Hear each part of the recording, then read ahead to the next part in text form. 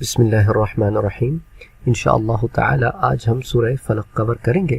سورہ فلق بھی مکی صورت ہے، تو یہ بھی اسی دور میں نازل ہوئی جسی زمانے میں سورۃ الناس نازل ہوئی۔ تو سورۃ الفلق کا آپ ترجمہ دیکھتے ہیں اور اس کی کچھ تفہیم بھی دیکھتے ہیں، تو اس کے اندر بعض الفاظ تو وہی ہیں جو سورہ ناس میں بھی استعمال ہوئے ہیں، مثال کے طور پہ لفظ قل، لفظ من، اسی طرح لفظ شر، اور بعض الفاظ جو ہیں وہ پہلی دفعہ استعمال ہوئے ہیں۔ اب ایک ایک آیت کر کے دیکھتے ہیں۔ قل اعوذ برب الفلق، قل کہہ دیجئے، اعوذ میں پناہ میں آتا ہوں، بی کی، رب رب، تو بربی اس کا مطلب رب کی، الفلق صبح۔ تو اب اس کا جملہ کیا ہوگا؟ قل اعوذ برب الفلق، یعنی کہہ دیجئے میں پناہ میں آتا ہوں صبح کے رب کی۔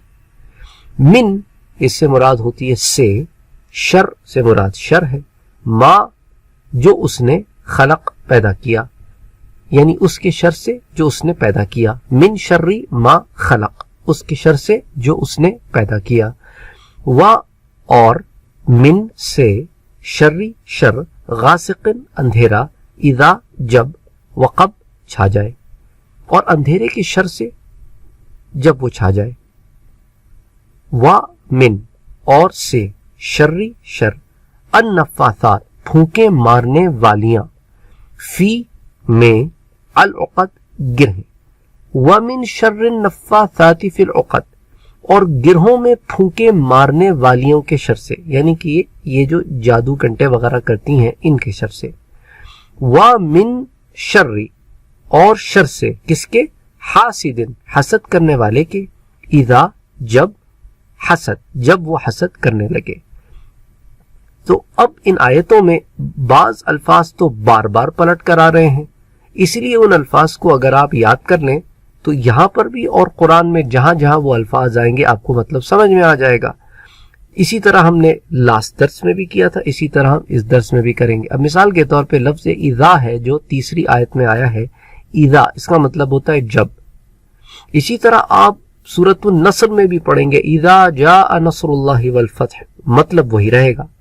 اسی طرح لفظ من ہو گیا، وا ہو گیا، تو یہ جو چھوٹے چھوٹے سے الفاظ ہیں، رب ہو گیا، الفلق ہو گیا، قل ہو گیا، اعوذ ہو گیا، یہ جہاں جہاں آئیں گے ان کا مطلب یہی رہے گا۔ تو قل اعوذ برب الفلق، کہہ دیجئے میں پناہ مانگتا ہوں، پناہ میں آتا ہوں صبح کے رب کی، من شر ما خلق، پناہ میں آتا ہوں اس کے شر سے جو اس نے پیدا کیا، ومن شر غاسق اذا وقب، اور پناہ میں آتا ہوں اندھیرے کے شر سے جب وہ چھا جائے، ومن شر النفاثات فی العقد، اور پناہ میں آتا ہوں گرہوں میں پھونکنے والیوں کے شر سے، یعنی کس کی پناہ میں آتا ہوں؟ اللہ کی پناہ میں آتا ہوں۔ اس لیے برب شروع میں اللہ عز و جل نے بیان کیا اور باقی تمام چیزوں میں پناہ اسی کی ہے، تو میں اللہ کی پناہ میں آتا ہوں جو رب ہے کس کا؟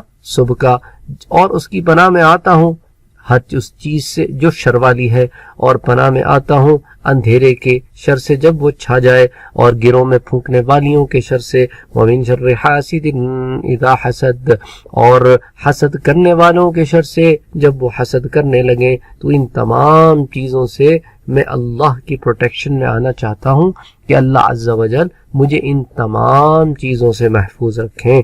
تو یہ اس صورت کے بیسک معنی ہیں اور مفہوم ہے۔